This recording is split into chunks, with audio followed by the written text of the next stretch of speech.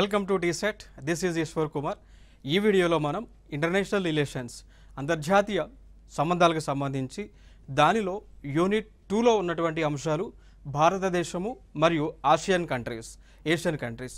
So దీనిలో chapter అయినటువంటి India and Mongolia గురించి డిస్కస్ చేసుకోబోతూ ఉన్నాం. సో ఇంటర్నేషనల్ రిలేషన్స్లో యూనిట్ 2 వచ్చేసి ఇండియా అండ్ ఏషియన్ కంట్రీస్. దానిలో చాప్టర్ వచ్చేసి India and Mongolia relations. So ఏషియాలో ఉన్నటువంటి ఇంపార్టెంట్ అయినటువంటి countries like United Arab Emirates కానీ, ఇరాన్ కానీ, ఈ విధంగా కంట్రీస్ అన్నీ కూడా మనం డిస్కస్ చేద్దాం ఇక్కడ. రైట్, సో చూద్దాం ఇక్కడ.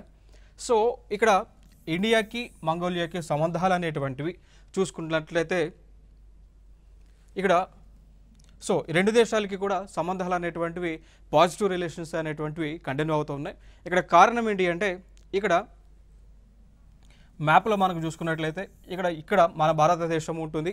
భారతదేశం పక్కన చైనా ఉంటుంది. చైనాకి పక్కన మంగోలియా దేశం అనేటువంటిది ఉంటుంది. సో మనకి అంతర్జాతీయ పరంగా కొన్ని సిద్ధాంతాలను మనం పాటిస్తూ ఉంటాం. సో మన పక్కన ఎవరైతే ఉంటారో like enemy is a friend అనేటువంటి సిద్ధాంతాన్ని ఇంటర్నేషనల్ వైడ్గా ఫాలో అవుతూ ఉంటారు. సో శత్రువు యొక్క శత్రువు మిత్రుడు అవుతాడు అనేటువంటి ఒక సిద్ధాంతం ఏదైతే ఉందో, అంటే లైక్ ఇప్పుడు ఫర్ ఎగ్జాంపుల్గా తీసుకుంటే ఇండియా చైనాకి రిలేషన్స్ అనేటువంటివి పాజిటివ్గా అయితే ఉండవు, జనరల్గా అయితే ఉండవు.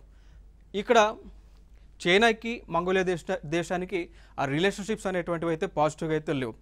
సో ఇక్కడ చైనాకి మంగోలియాకి ఇష్యూస్ లేవు, లైక్ నెగిటివిటీ ఉంది. ఇండియాకి చైనాకి నెగిటివిటీ ఉంది. అందుకోసం మనం ఏం చేస్తాము ఉన్నామంటే మన భారతదేశం ఎక్కువగా మంగోలియాతో ఫ్రెండ్షిప్ ఎక్కువగా చేస్తూ ఉన్నాం.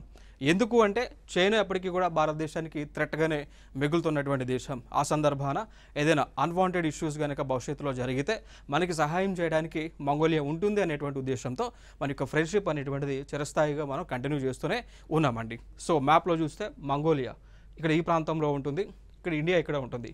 సో మంగోలియాకి సరిహద్దు దేశాలుగా మనం చూసుకున్నట్లయితే ఇక్కడ ఉత్తరాన రష్యా ఉంది. నార్థరన్ సైడ్ పైన ఈ ప్రాంతం అంతా కూడా రష్యా ఉంటుంది. కింద ప్రాంతం సౌత్ ప్రాంతం అంటే దక్షిణ ప్రాంతం అంతా కూడా చైనా ఉంటా ఉంది. సో మంగోలియా అనేటువంటి ఒక దేశం రెండు పెద్ద దేశాలకు మధ్య ఉన్నటువంటి దేశం. కిందకు వస్తేనేమో చైనా, పైకి వస్తేనేమో రష్యా అనేటువంటి దేశం ఉండటం జరిగింది. ఇంకొక అంశం ఏంటి అంటే ఈ మంగోలియా అనేటువంటిది ల్యాండ్ లాక్డ్ కంట్రీ అండి. మంగోలియా అనేటువంటిది ఏంటి అంటే ల్యాండ్ లాక్డ్ కంట్రీ.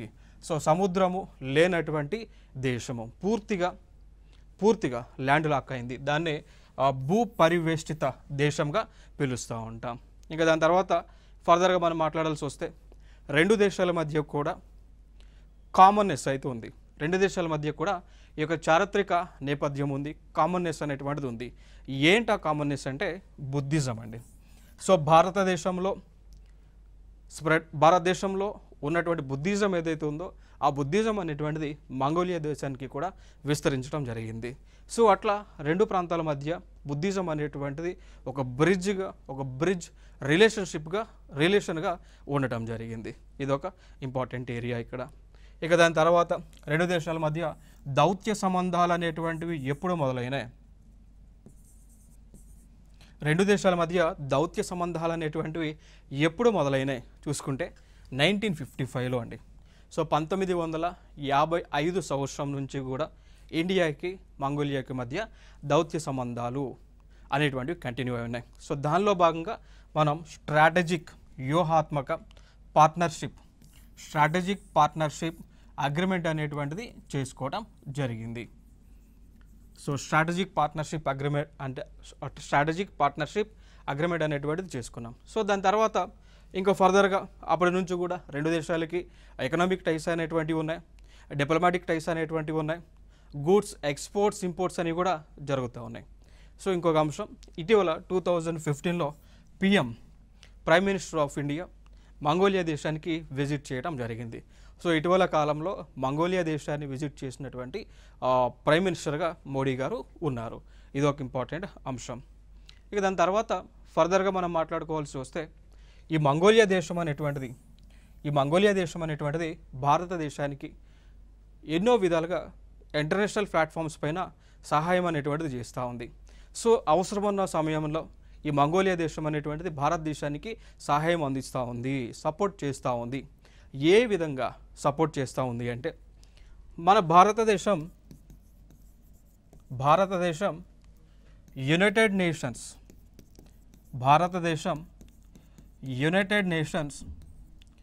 సెక్యూరిటీ కౌన్సిల్లో మెంబర్షిప్ కోసం ట్రై చేస్తూ ఉంది. భారతదేశం యునైటెడ్ నేషన్స్ సెక్యూరిటీ కౌన్సిల్లో మెంబర్షిప్ కోసం ట్రై చేస్తూ ఉంది. అయితే ఈ మెంబర్షిప్ కోసం ఎప్పుడైతే ట్రై చేస్తూ ఉందో మనకి సపోర్ట్గా మంగోలియా సపోర్ట్ చేస్తూ ఉంది. అంటే భారతదేశం యుఎన్ఎస్సిలో మెంబర్గా ఉండడానికి ఎలిజిబిలిటీ ఉన్నటువంటి దేశం అని చెప్పేసి మంగోలియా కూడా ఆ ఓటింగ్ ప్రాసెస్లో మనకు సపోర్ట్ చేస్తూ ఉంది. ఇంకొక అంశం, ఈ యుఎన్ఎస్సిలో యునైటెడ్ నేషన్స్ సెక్యూరిటీ కౌన్సిల్, దీన్ని అంతర్జాతీయ ఐక్యరాజ్య సమితి భద్రతా మండలి అని చెప్పి పిలుస్తూ ఉంటాం. ఈ భద్రతా మండలిలో ప్రస్తుతము ఉన్నటువంటి దేశాల సంఖ్య ఎంత?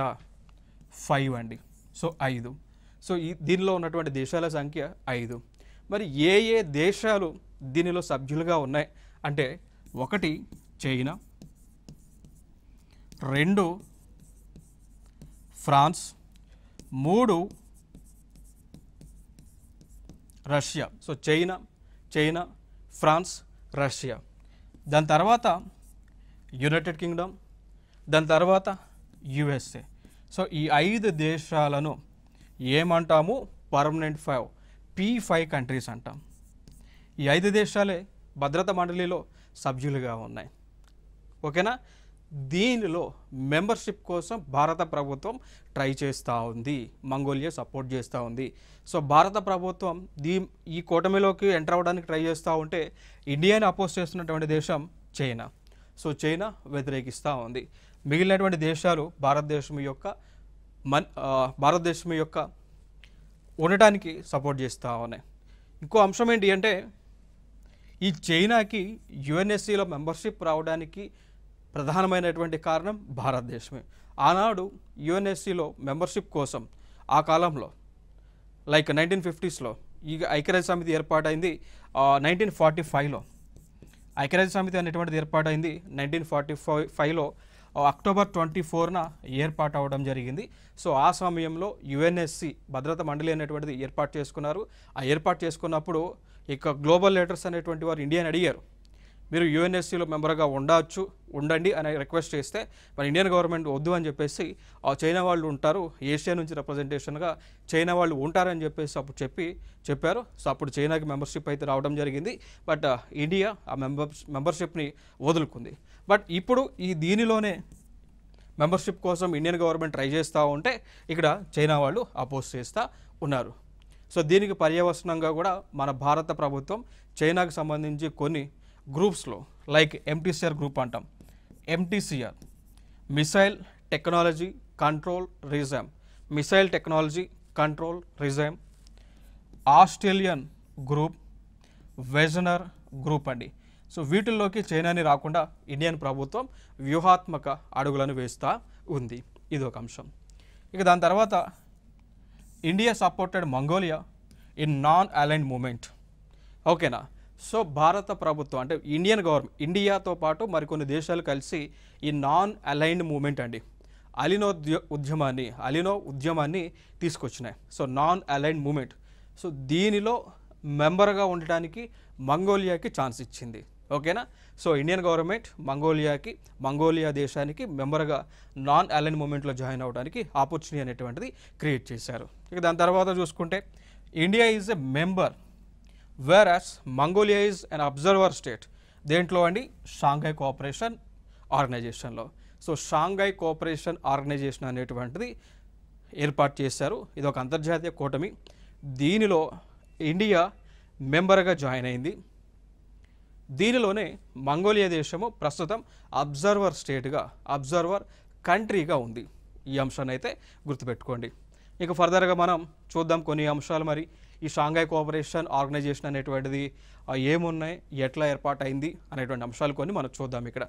సో 1996లో సో 1996లో షాంఘై 5 అనేటువంటిది ఏర్పాటు చేసుకున్నారు. దానిలో 5 దేశాలు ఉన్నాయి. 5 దేశాలు Kazakhstan, China, Kyrgyzstan, Russia, Tajikistan అండి. చూడండి ఇక్కడ ఏ ఏ దేశాలు ఉన్నాయి. కజకిస్తాన్,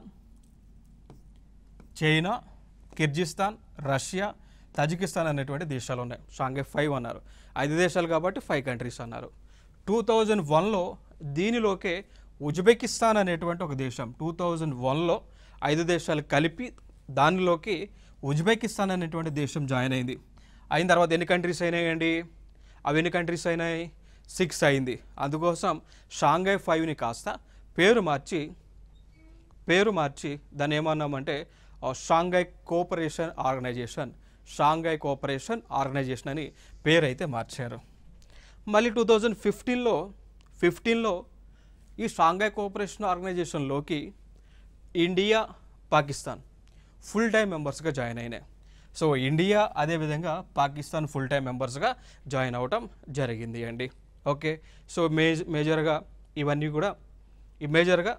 కూడా ఇంపార్టెంట్ ఈవెంట్స్ ఇక్కడ. మళ్ళీ 2016లో ఇండియా, పాకిస్తాన్ అనేటువంటిది అంటే అఫీషియల్గా పర్మనెంట్ మెంబర్స్గా జాయిన్ అవ్వడానికి సంబంధించినటువంటి ఆ యొక్క ఫార్మల్ ప్రాసెస్ అనేటువంటిది స్టార్ట్ చేశారు. దాని తర్వాత 2017లో అఫీషియల్గా ఆస్థానాలో జరిగినటువంటి మీటింగ్లో ఇండియా, పాకిస్తాన్ అఫీషియల్గా షాంఘై కోఆపరేషన్ ఆర్గనైజేషన్లో పర్మనెంట్ మెంబర్స్గా ఫుల్ టైం మెంబర్స్గా జాయిన్ అవ్వడం జరిగింది అండి. ఓకే, సో దాని తర్వాత మళ్ళీ 2021లో ఇరాన్ అనేటువంటి ఒక దేశం షాంఘై కోఆపరేషన్ ఆర్గనైజేషన్లో మెంబర్గా జాయిన్ అయింది. ఓకే, సో ఇవన్నీ కూడా ప్రస్తుతం ఉన్నటువంటి మెంబర్స్. ఇవన్నీ కూడా వీళ్ళందరూ కూడా మెంబర్స్. అబ్జర్వర్స్ ఏమన్నాం? మంగోలియా ఈజ్ అబ్జర్వర్ స్టేట్ అన్నాం కదా. So Mongolia is a observer, Afghanistan, Belarus observers. Dialogue partners ఉన్నాయి కొన్ని, Armenia, Azerbaijan, Cambodia, Sri Lanka, Turkey, Egypt, Nepal, Qatar, Saudi Arabia ఇట్లాంటివన్నీ కూడా dialogue partner countries. Okay, so దాని తర్వాత ఈ షాంఘై కోఆపరేషన్ ఆర్గనైజేషన్లోనే కొన్ని ఇంటర్నల్ ఆర్గనైజేషన్స్ ఉన్నాయి. షాంఘై కోఆపరేషన్ ఆర్గనైజేషన్ అనేటువంటిది ఒక పెద్ద బాడీ. దాంట్లో ఇంటర్నల్గా ఆర్గనైజేషన్స్ ఉన్నాయి. అవి చూస్తే కనుక council of heads of state అండి. Council of heads of state ఇది ఒక ఆర్గనైజేషన్. సో దీనిలో ఎవరు ఉంటారండి?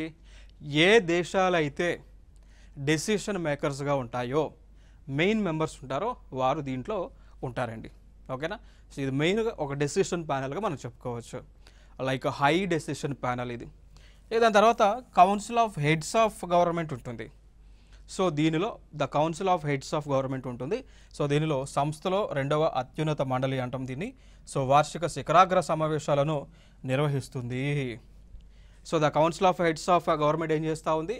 ఇది ఒక గ్రూప్. వీళ్ళు ఏం చేస్తారు? ప్రతి సంవత్సరం కూడా యాన్యువల్ సమిట్స్. ఇప్పుడు ఫర్ ఎగ్జాంపుల్ 2023లో షాంఘై కోఆపరేషన్ ఆర్గనైజేషన్ యొక్క మీటింగ్ ఎక్కడ జరిగింది? ఇండియాలో జరిగింది. సో దీన్ని కండక్ట్ చేసింది ఎవరు? The council of heads of government అండి. The council of heads of government. Next the council of ministers of foreign affairs ఉంటుంది. The council of national coordinators ఉంటుంది. ఇవన్నీ కూడా ఇంటర్నల్గా ఉన్నటువంటి సంస్థలు. దాని తర్వాత సెక్రటరేట్ ఉంటుంది. సో ఇక్కడ మనం గుర్తుపెట్టుకోవాల్సినటువంటి అంశం ఏంటి అంటే, ఈ సెక్రటరేట్ నుంచి ఈ యొక్క అడ్మినిస్ట్రేషన్ అనేటువంటిది నడుస్తూ ఉంది. సో పరిపాలన అనేటువంటిది నడుస్తూ ఉంది. దాని తర్వాత బీజింగ్ కేంద్రంగా ఉన్న ఇది ప్రధాన శాశ్వత కార్యనిర్వహణ సంస్థ. సో షాంఘై కోఆపరేషన్ ఆర్గనైజేషన్లో సెక్రటరేట్ అనేటువంటిది ఉంటుంది. దాని యొక్క హెడ్ క్వార్టర్ ఎక్కడ అంటే బీజింగ్. సో బీజింగ్ ఇక్కడ చైనాలోనే ఉంటుంది. సో బీజింగ్ అనేటువంటిది ఒక మహానగరం చైనా దేశంలో. సో ఇవి దాని తర్వాత ఈ టోటల్ ఆర్గనైజేషన్స్ అన్నింటిలో కంటే ప్రధానమైనటువంటిది మనం గుర్తుపెట్టుకోవాల్సిన అంశము the regional anti terrorist structure rats. ఇదొక ప్రీవియస్ ఇయర్ క్వశ్చన్. ఇదొక PYQ previous year question. So the regional anti terrorist structure rats అంటాం. దీని యొక్క ముఖ్య ఉద్దేశం ఏంటి అంటే, ఎవరైతే షాంఘై కోఆపరేషన్ ఆర్గనైజేషన్లో ఉన్నటువంటి దేశాలు ఉంటాయో వారు ఆ దేశాలలో ఉగ్రవాదాన్ని రూపుమాల్పడం, ఉగ్రవాదం టెర్రరిస్ట్ అనేటువంటిది లేకుండా చేయటం, సపరేటిజం అంటాం, వేర్పాటువాదం. ఇప్పుడు ఫర్ ఎగ్జాంపుల్గా తీసుకుంటే ఇండియాలో ఆ పంజాబ్ ప్రాంతం ఏదైతే ఉందో దాని మొత్తాన్ని కూడా సపరేట్ చేసి ఖలిస్తాన్ అనేటువంటి ఒక దేశంగా ప్రకటించండి అని ఒక సపరేటిజం మూమెంట్ జరుగుతూ ఉన్నాయి. సో అట్లాంటివి లేకుండా ఈ యొక్క గ్రూప్లో, ఈ యొక్క ఆర్గనైజేషన్లో దానికి సంబంధించినటువంటి కార్యక్రమాలన్నీ కూడా చేస్తారు. దాని తర్వాత మెయిన్గా దీని యొక్క ప్రధానమైనటువంటి మనకి కార్యాలయం చూసుకుంటే, హెడ్ క్వార్టర్ చూసుకుంటే ఉజ్బెకిస్తాన్లో ఉంటుంది. సో ఉజ్బెకిస్తాన్లో తాష్కండ్ అనేటువంటి ఒక ప్లేస్ ఉంటుంది. ఉజ్బెకిస్తాన్లో తాష్కండ్ అనేటువంటి ఒక ప్లేస్ ఉంటుంది. సో అక్కడ దీని యొక్క హెడ్ క్వార్టర్ ఉంది. సో ఫైనల్గా మీరు గుర్తుపెట్టుకోవాల్సినటువంటి అంశాలు ఏంటి అంటే, the regional anti terrorist structure, దేనిలో అనుబంధంగా ఉన్నటువంటి సంస్థ. Answer Shanghai cooperation organisation. So దీని యొక్క కార్యక్రమాలు ఏంటి? టెర్రరిజాన్ని, ఎక్స్ట్రీమిజాన్ని, సపరేటిజాన్ని లేకుండా చేస్తుంది. దీని యొక్క హెడ్ క్వార్టర్ ఉజ్బెకిస్తాన్ దేశంలో, ఆ దేశానికి రాజధాని అనేటువంటి తాష్కండ్ నగరంలో ఉంది. ఇది ఒక ఇంపార్టెంట్ ఏరియా. ఇక దాని తర్వాత షాంఘై కోఆపరేషన్ బిజినెస్ కౌన్సిల్ ఉంటుంది.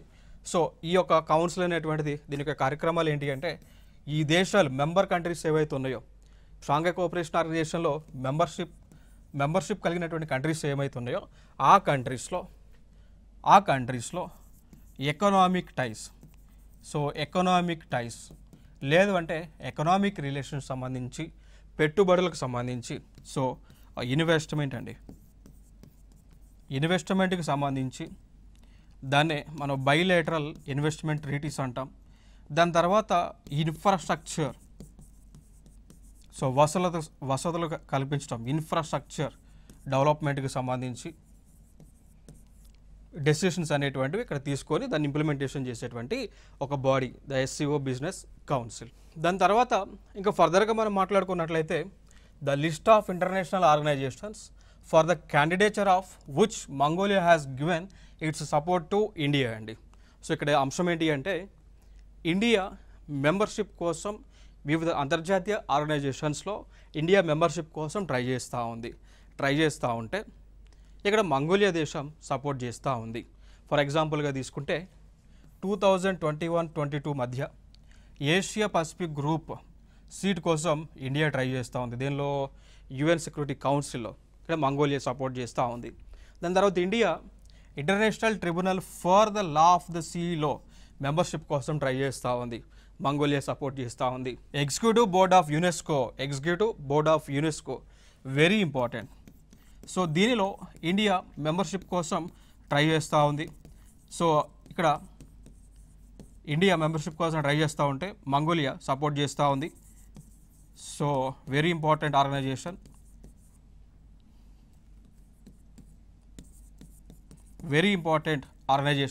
దీని యొక్క ఫుల్ ఫామ్ కూడా మనకి చాలా ఇంపార్టెంట్ ఇక్కడ. సో మీరు చూసుకున్నట్లయితే ఫుల్ ఫామ్ అనేటువంటిది చూడవచ్చు, united nations educational scientific cultural organisation అండి. సో యునెస్కో యొక్క ఫుల్ ఫామ్ చాలా ఇంపార్టెంట్, చాలా ఎగ్జామ్స్లో కూడా అడిగి ఉన్నారు. ఇంకొక అంశం ఏంటి అంటే, యునెస్కో వాళ్ళే వరల్డ్ హెరిటేజ్ సైట్ అనేటువంటి ఒక జాబితాని విడుదల చేస్తూ ఉంటారు. సో యునెస్కో వాళ్ళే వరల్డ్ హెరిటేజ్ సైట్ అనేటువంటి ఒక జాబితాని విడుదల చేస్తూ ఉంటారు. సో దీనిలో మెంబర్షిప్ కోసం ఇండియా ట్రై చేస్తూ ఉంది. దానివల్ల కలిగే బెనిఫిట్స్ ఇండియాకి ఏంటి అంటే, ఈ వరల్డ్ హెరిటేజ్ సైట్స్ జాబితాలో ఇండియాకి సంబంధించినటువంటి ప్లేసెస్ ఏవైతే ఉన్నాయో వాటిని యాడ్ చేసుకోవడం ద్వారా కలిగేటువంటి బెనిఫిట్స్ ఏంటి అంటే, యునెస్కోకి ఫండ్ అనేటువంటిది ఉంటుంది. సో ఆ ఫండ్ అనేటువంటిది ఎప్పుడైతే ఒక ప్లేస్ని, ఫర్ ఎగ్జాంపుల్ రామప్ప టెంపుల్ అనేటువంటిది యునెస్కో వరల్డ్ హెరిటేజ్ సైట్గా డెసిగ్నేట్ చేశారు. ఆ చేయటం ద్వారా రామప్ప టెంపుల్కి ఫండ్స్ అనేటువంటి వస్తూ ఉన్నాయి. సో అదొక బెనిఫిట్స్గా మనం చేసుకోవచ్చు అన్నట్టు. సో దానికోసమే మెంబర్షిప్ కోసం ఇండియా ట్రై చేస్తూ ఉంది. దానికి సపోర్ట్గా మంగోలియా ఉంది. ఇంకొక ఆర్గనైజేషన్ వరల్డ్ కస్టమ్ ఆర్గనైజేషన్ అండి. సో దీనిలో కూడా మెంబర్షిప్ కోసం ట్రై చేస్తూ ఉంది. దాని తర్వాత council of international maritime organisation, IMO అంటాం. ఇంటర్నేషనల్ మ్యారిటైమ్ ఆర్గనైజేషన్, సో ఐఎంఓలో కూడా మెంబర్షిప్ కోసం ట్రై చేస్తున్నాం. Advisory committee membership election for human rights council అండి. సో అంతర్జాతీయ పరంగా హ్యూమన్ రైట్స్ కౌన్సిల్ అనేటువంటిది ఉంది. సో దానిలో మెంబర్షిప్ కోసం లైక్ అడ్వైజరీ కమిటీలో మెంబర్షిప్ కోసం ఇండియన్ గవర్నమెంట్ ట్రై చేస్తూ ఉంది. International court of justice, so దీనికోసం. Next third group of international civil aviation organisation అంటాం, దాన్నే ఐసీఏఓ అంటాం. సో ఐసీఏఓలో కూడా మెంబర్షిప్ కోసం భారత ప్రభుత్వం ట్రై చేస్తూ ఉంది. దాని తర్వాత వరల్డ్ యాంటీ డోపింగ్ ఏజెన్సీలో, వరల్డ్ కస్టమ్ ఆర్గనైజేషన్లో ఇండియన్ గవర్నమెంట్ మెంబర్షిప్ కోసం ట్రై చేస్తూ ఉంటే ప్రతిసారి కూడా మంగోలియా సపోర్ట్ చేస్తూ వస్తూనే ఉంది. మేజర్గా అవి ఇంపార్టెంట్. ఇక దాని తర్వాత డిఫెన్స్ కోఆపరేషన్ పరంగా మనం చూసుకున్నట్లయితే నొమాడిక్ ఎలిఫెంట్ అనేటువంటిది ఈ యొక్క మిలిటరీ ఎక్సర్సైజ్ని నిర్వహిస్తూ ఉన్నారు. Nomadic elephant very important. Nomadic elephant. So ఇటీవల కాలంలో నొమాడిక్ ఎలిఫెంట్ అనేటువంటిది ఎక్కడ జరిగింది, ఎప్పుడు జరిగింది? జూలై 17 నుంచి జూలై 31 మధ్య 2024లో జరిగింది. సో జరిగినటువంటి ప్లేస్ ఎక్కడో తెలుసా? మంగోలియా దేశంలో ఉలాన్ బాతార్, మంగోలియా దేశంలో ఉలాన్ బాతార్ అనేటువంటి ఒక రాజధాని ఏదైతే ఉంటుందో అక్కడ జరిగింది. క్లియర్ కదా? So very important. Previous year question కూడా. క్వశ్చన్ ఏంటి అంటే ఈ నొమాడిక్ ఎలిఫెంట్ అనేటువంటి ఆ విన్యాసం ఏ రెండు దేశాల మధ్య జరిగింది అనేటువంటిది క్వశ్చన్ గతంలో అడగటం జరిగింది. సో ఇండియా అండ్ మంగోలియా మధ్య జరిగింది. ఇండియా అండ్ మంగోలియా మధ్య జరిగింది. క్లియర్ కదా? సో ఎక్కడ జరిగింది? ఉలాన్ బాతార్లో జరిగింది, మంగోలియా యొక్క రాజధానిలో. ఎప్పుడు? జూలై 17 నుంచి జూలై 31, 2024లో. దీనివల్ల కలిగేటువంటి బెనిఫిట్స్ ఏంటి అండి? భారతదేశానికి చెందినటువంటి ఈ యొక్క మిలిటరీ టెక్నాలజీ ఏదైతే ఉందో, సో మిలిటరీ టాక్టిక్స్ ఏవైతే ఉన్నాయో అవి ఆ దేశానికి మనం నేర్పిస్తాం. అదేవిధంగా ఆ దేశం దగ్గర ఉన్నటువంటి మిలిటరీ టాక్టిక్స్ కానీ టెక్నాలజీ కానీ మనం అడాప్ట్ చేసుకుంటాం ఇట్లాంటి విన్యాసాల ద్వారా. నెక్స్ట్ అంశం, ఇంకొక సైనిక విన్యాసం చూసుకుంటే ఇంపార్టెంట్ అయినటువంటిది కాన్క్వెస్ట్ అంటామండి. కాన్క్వెస్ట్ అంటాం. ఇది కూడా జూలై 27, 2024 జూలై 27 నుంచి ఆగస్టు 9 వరకు మంగోలియా దేశంలో ఉలాన్ బాతార్ అనేటువంటి ఒక ప్లేస్ దగ్గర జరిగింది. ఇది కూడా ఇంపార్టెంట్. మీరు ఇక్కడ చూడవచ్చు, ఇక్కడ conquest is multinational piece keeping exercise. So జరిగినటువంటి ప్లేస్ చూస్తే మంగోలియాలోనే. సో ఫైనల్గా మీరు గుర్తుపెట్టుకోవాల్సినవి లైక్ నొమాడిక్ ఎలిఫెంట్ అయినా కాన్క్వెస్ట్ అయినా ఈ రెండు విన్యాసాలు కూడా జరిగినటువంటి ప్లేస్ మంగోలియాలోనే జరిగినాయి, భారతదేశంలో జరగలేదు. సో రెండు కూడా ఆగస్టు జూలై ప్రాంతాల్లోనే జరిగినాయి. క్లియర్ కదా? సో ఫైనల్గా గుర్తుపెట్టుకోండి అంశాలు రెండు ప్రధానంగా. నొమాడిక్ ఎలిఫెంట్లో ఏ దేశాలు ఉన్నాయి, కాన్క్వెస్ట్లో ఏ దేశాలు ఉన్నాయో గుర్తుపెట్టుకోండి. ఇవన్నీ కూడా మ్యాచ్ ది ఫాలోయింగ్లో అడుగుతూ ఉన్నారు. లైక్ ఇప్పుడు గతంలో కూడా మనం చూస్తున్నాం గ్రూప్ 1 ప్రిలిమ్స్ క్వశ్చన్స్లో మ్యాచ్ ది ఫాలోయింగ్లో అడిగారండి. గతంలో మనం చూస్తున్నాం ఆల్రెడీ కూడా. లైక్ దానిలో అడిగినటువంటివి మ్యాచ్ ది ఫాలోయింగ్లోనే అడిగారు. లైక్ వింబెక్స్ ఏ రెండు దేశాల మధ్య జరిగింది అండి, సింబెక్స్ ఏ దేశాలు పాల్గొన్నాయని, మలాబార్ ఏ దేశాలు పాల్గొన్నాయని అడిగారు, సూర్యకిరణ్ ఏ దేశాలు పాల్గొన్నాయని అడిగారు, యుద్ధాభ్యాస్ ఏ దేశాలు పాల్గొన్నాయో అడిగారు. దాని తర్వాత వజ్రప్రహార్ ఏ దేశాలు పాల్గొన్నాయో అడగటం జరిగింది అండి. రైట్? సో అడగటం జరిగింది. సో ఫర్ ఎగ్జాంపుల్ తీసుకుంటే ఈ వింబెక్స్లో ఇండియా వియత్నాం పాల్గొన్నాయి. సింబెక్స్లో సింగపూర్ పాల్గొంది. సింగపూర్. మలాబార్లో చూసుకుంటే 4 దేశాలు పాల్గొన్నాయి, India, USA, Japan and Australia పాల్గొన్నాయి. సూర్యకిరణ్లో చూసుకుంటే ఇండియా, నేపాల్ పాల్గొన్నాయి. యుద్ధాభ్యాస్లో చూసుకుంటే ఇండియా, యుఎస్ఏ పాల్గొంది, ఇండియా యుఎస్ఏ పాల్గొంది. అండ్ వజ్ర ప్రహార్ చూసుకుంటే ఇండియా యుఎస్ఏ. సో ఈ దేశాలన్నీ కూడా పాల్గొనడం జరిగింది. ఇవన్నీ కూడా మ్యాచ్ ది ఫాలోయింగ్లు అడిగారు. So very important. దీనికి అడిషనల్గా ఆ నొమాడిక్ ఎలిఫెంట్ కూడా అడిగారు. సో దాని తర్వాత కల్చరల్ రిలేషన్స్లో భాగంగా మనం చూసుకున్నట్లయితే ఇక్కడ ఇండియన్ గవర్నమెంట్కి సంబంధించినటువంటి ఒక మినిస్ట్రీ, కేంద్ర సాంస్కృతిక శాఖ. సో మినిస్ట్రీ ఆఫ్ కల్చర్ అంటాం. సో మినిస్ట్రీ ఆఫ్ కల్చర్ వాళ్ళు ఇండియన్ గవర్నమెంట్ చెందినటువంటిది. 2022 సంవత్సరంలో మంగోలియా దేశానికి ఒక కమిట్మెంట్ ఇచ్చారు.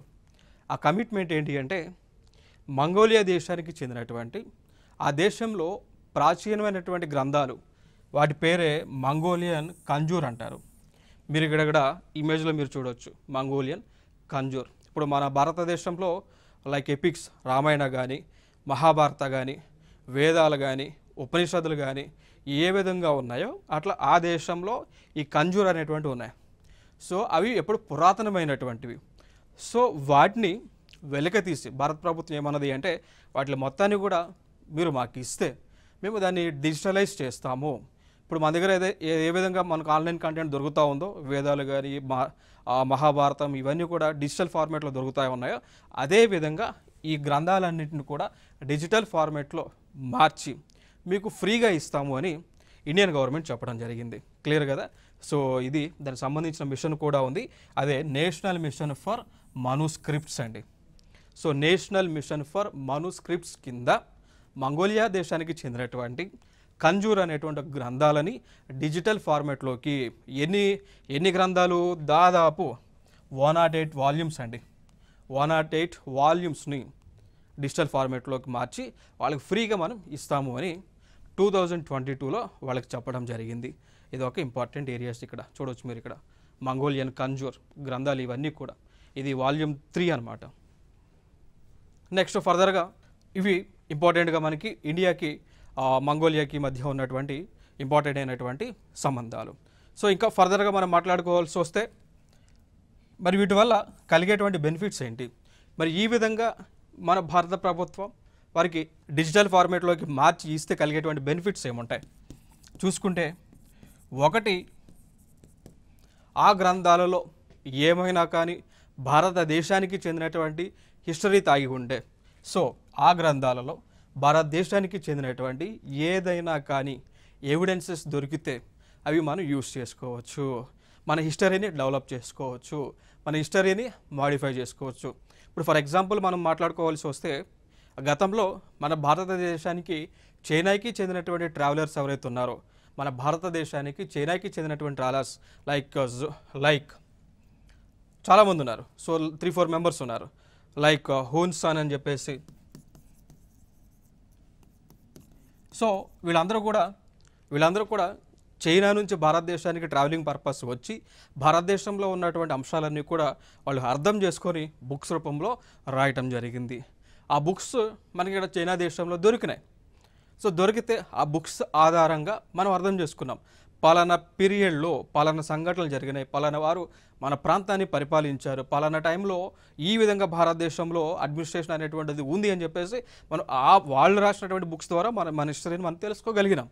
సో అదే కోవలో ఈ మంగోలియాలో ఉన్నటువంటి కంజూర్స్ని కనుక మనం చదివితే అక్కడ కూడా మన భారతదేశం యొక్క మూలాలు ఏ విధంగా ఉంది, ఎందుకంటే మంగోలియాకి భారతదేశానికి రిలీజియన్ పరంగా కల్చర్ పరంగా టైస్ అయితే ఉన్నాయి. సో దాని ప్రకారం కూడా మనకు సంబంధించిన అంశాలు ఆ దేశంలో ఉండొచ్చేమో, ఉంటే ఒకవేళ అవి మనం తెలుసుకొని మన భారతదేశంలో వాటి మొత్తాన్ని కూడా మనం ఉపయోగించుకోవడానికి పాసిబిలిటీ అనేటువంటిది ఉంటుంది అనేటువంటి ఒక ఉద్దేశం. సో అదొక బెనిఫిట్గా మనం చెప్పుకోవచ్చు. రెండో బెనిఫిట్ ఏంటి అంటే కల్చరల్ బెనిఫిట్స్ అన్నట్టు. సో మనం వాళ్ళకి మన దగ్గర ఉన్నటువంటి టెక్నాలజీ ద్వారా వాళ్ళకి ఉపయోగపడితే రేపొద్దున మనకి అవసరం అయినప్పుడు వారు మనకి ఉపయోగపడుతూ ఉంటారు. లైక్ విన్ విన్ సిచ్యువేషన్స్ అన్నట్టు. సో అట్లా ఇవన్నీ కూడా బెనిఫిట్స్గా మనం చెప్పుకోవచ్చు. ఇవి ఇండియాకి మంగోలియాకి మధ్య ఉన్నటువంటి సంబంధాలు. సరికొత్త అంశాలతో మీ ముందుకు రావడం జరుగుతుంది. This is Eshwar.